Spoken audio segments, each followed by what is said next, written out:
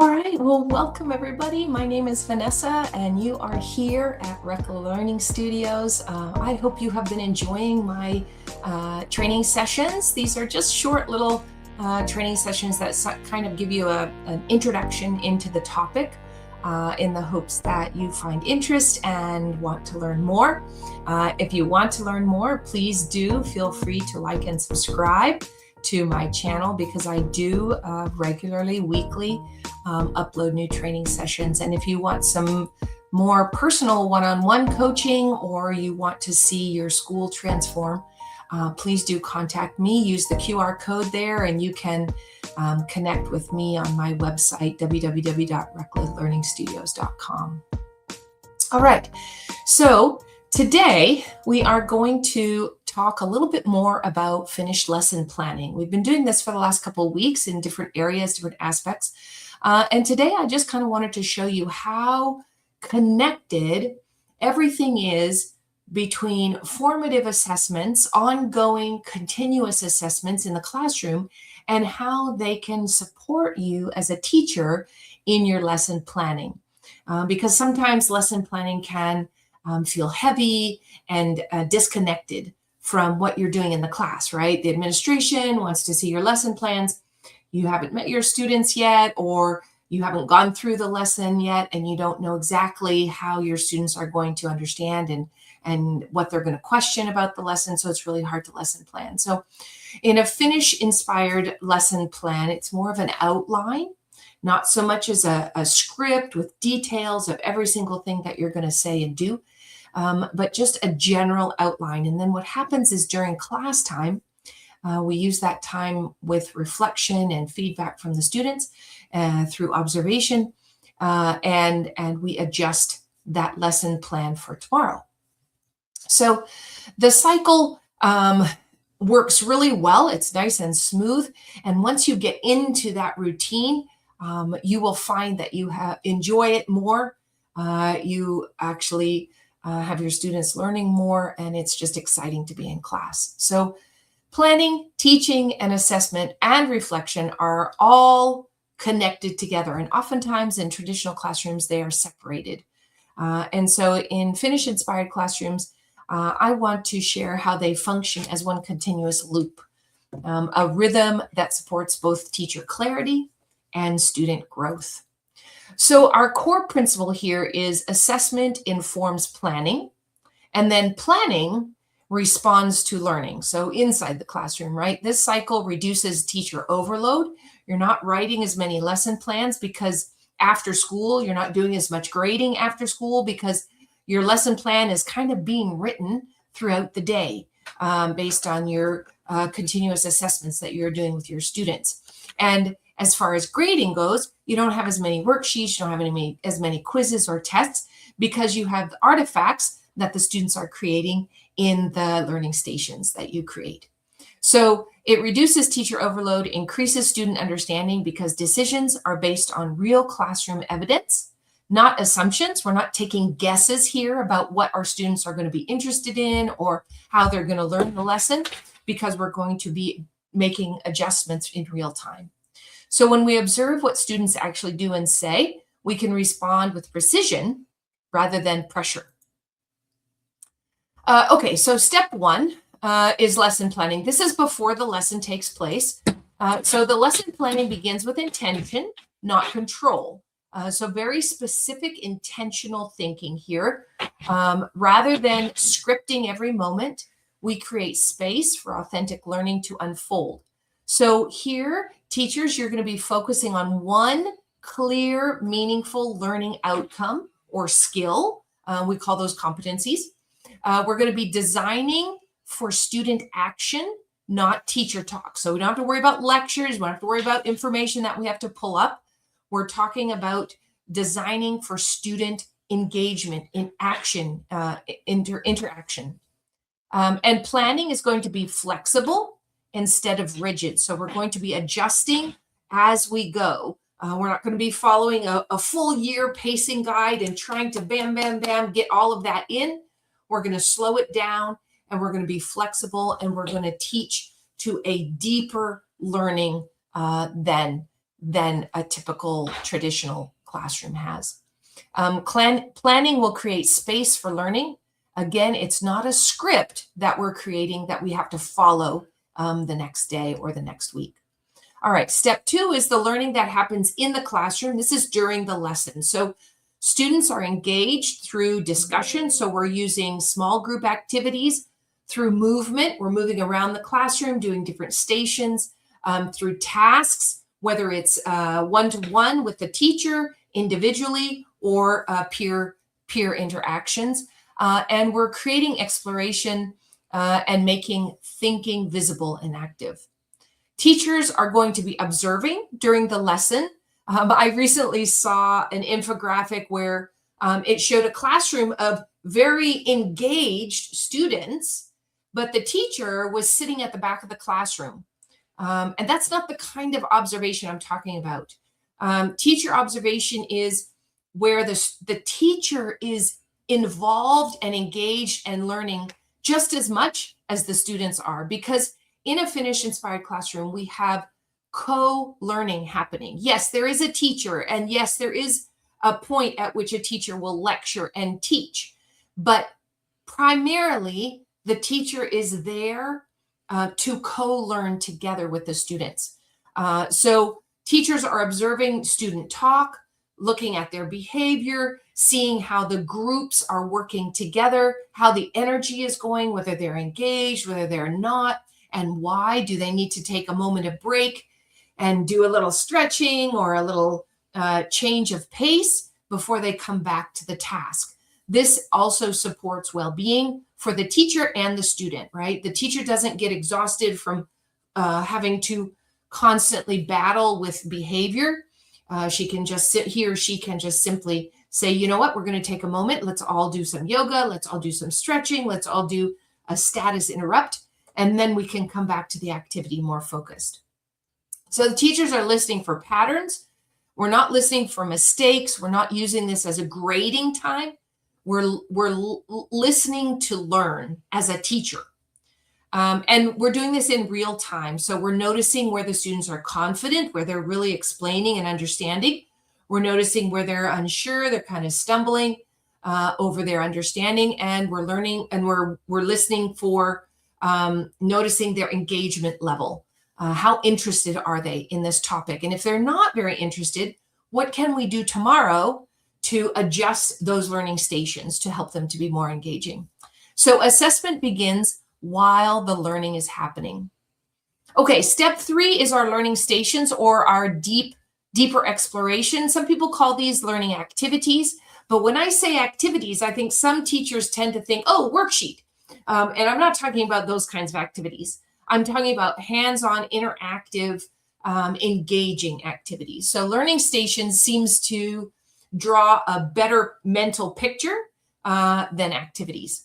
All right, so learning stations allow students to apply, extend, or practice learning in ways that honor their individual readiness and interests. So these learning stations are catering to an auditory learner, a kinesthetic learner, a visual learner, right? So each station touches on those different learning styles. It touches on the different aspects of the concept that you're teaching for that day. So it's very individualized. And this is where the teacher really has to be intentional in her planning. How are those stations going to be designed?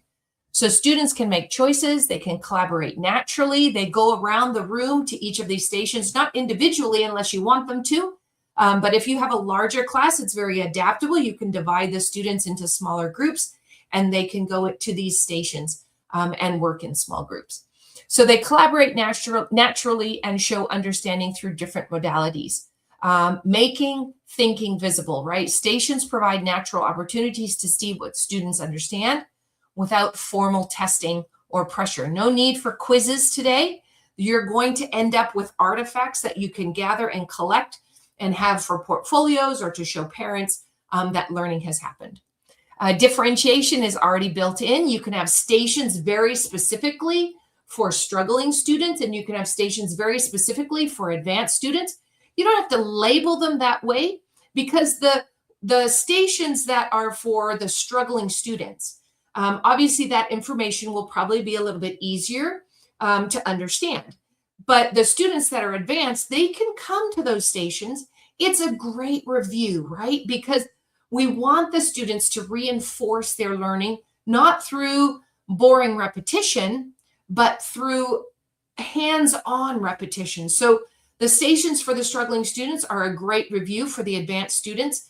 And the struggling students that go to the advanced stations, it challenges them. And so long as you're there supporting and their peers are there supporting, it won't be out of reach for them because they will have support. And then evidence through action, right? Teachers will gather rich, authentic evidence, artifacts, simply by observing how students engage with the materials and each other. All right, so step 4 is the reflection process through observation and discussion. So reflection can be short. It just takes a minute or 2 of your day. You don't have to add a big, long session with lots of reflection. You can do short, quick ones. And it's short, calm, and it's not graded, right? We're not evaluating the students to see if they have learned the material. We change our mindset just a little bit. We're not looking for where they're making mistakes. We're looking for ways that you can support them. Did they get the whole lesson? If they didn't, how can you adjust the stations tomorrow?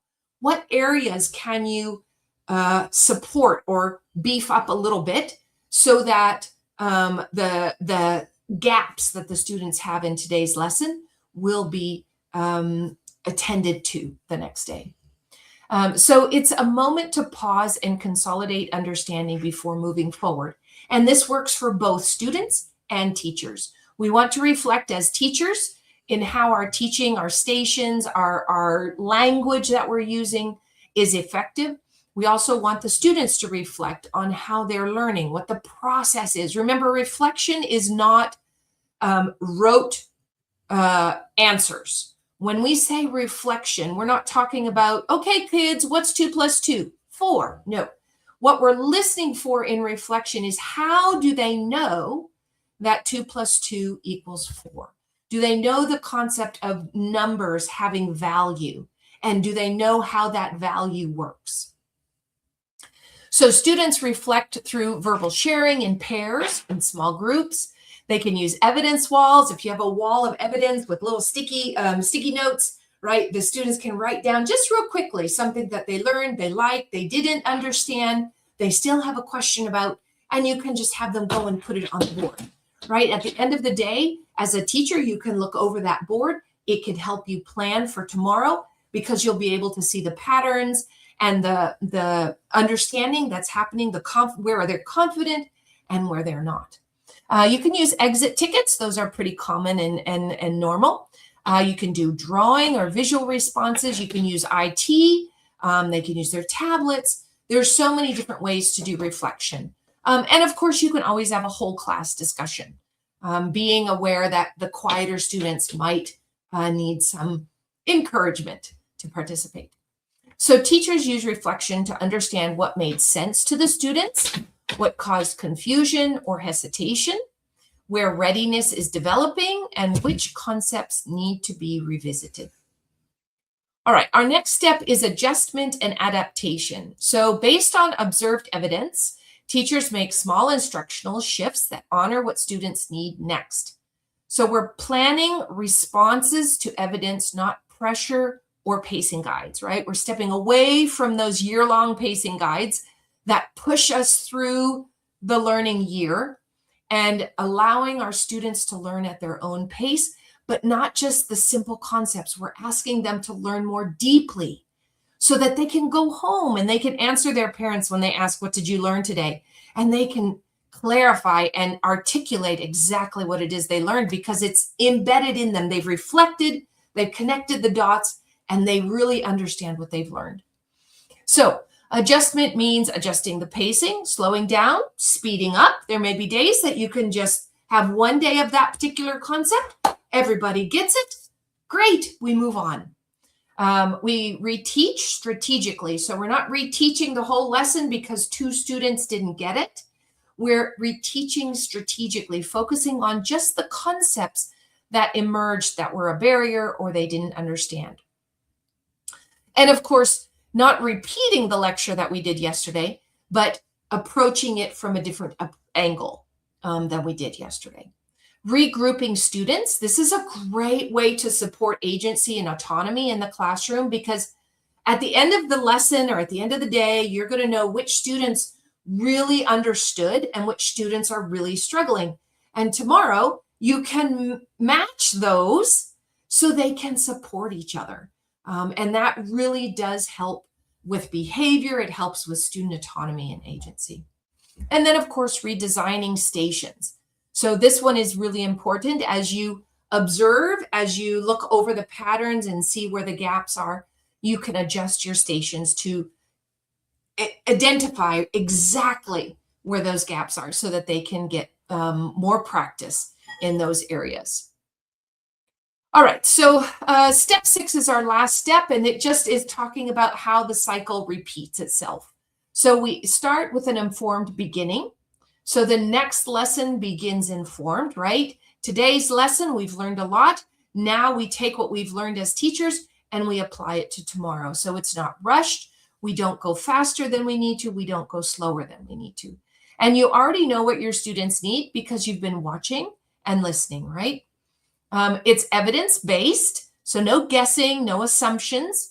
Evidence from today shapes tomorrow's design. Reflection reduces guesswork, and it increases confidence in your professional judgment. You know you're moving forward at the right pace because you have evidence. You can show the parents, don't worry, I know you're worried, they're not getting the information, but look at the evidence I can share with you. Your student understood. And so the parents can calm down, they can rest and relax, which allows you as a teacher to have better well-being. And it's lighter planning. Planning becomes lighter because it's more intentional. It's driven by the students' skills and your observations in the classroom. So why does this support well-being and how does it support it? Because teachers spend less time replanning. They're not doing it from scratch. They're using less urgency. They're not getting anxious. Oh, I got to get through the pacing guide. No, we're moving methodically through it. And it's less reactive decision-making. There's more trust in your professional judgment and greater sense of control and calm. Not that you're controlling in the sense of, okay, everybody sit down, be quiet, and let me lecture, but controlling in how the pacing goes, knowing you're moving forward strategically or intentionally. For students, it supports well-being because you have clear, consistent expectations.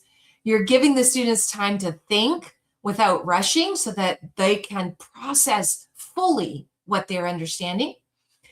Learning becomes adaptive to their needs, and it reduces anxiety about keeping up. Just like the teachers, they're worried because they're not getting through just as much as the teachers are.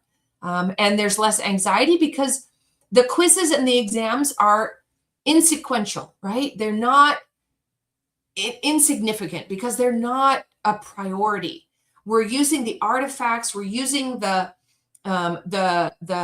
material and the conversations, the observations that we have been using in the classroom to make decisions. So both teachers and students feel calm and supported. Learning flourishes naturally. The cycle creates space for everyone to breathe, think, and grow. And I understand, I know that some of you might be thinking, oh, this is so ideal. How does this actually work? But it does. I have experienced it myself. When my students, when I felt like, okay, I have to get through this textbook, and I rushed them, they may have been able to do relatively well on a quiz or an exam, but when I followed up later, they didn't remember. They weren't sure what they had learned. Whereas the times when I allowed them the space to really dig deep into something that they were interested in, they remembered that lesson for a long time. They were able to connect it to lessons in the future that we had. They could look back and say, oh, teacher, remember when we did this? It now has something to do with what we're learning today, right? So it creates a deeper sense of learning. The cycle creates space for everyone to breathe, think, and grow. So, when teachers slow down, learning has an opportunity to grow naturally. Thank you for listening to our lesson planning for today. I hope that you find it useful and helpful. If you have other questions or other topics that you would like me to cover in our training sessions, send me a note, comment on what you think about this training so that I can be flexible and adapt my trainings to suit your needs in your school and your context. Have a great day.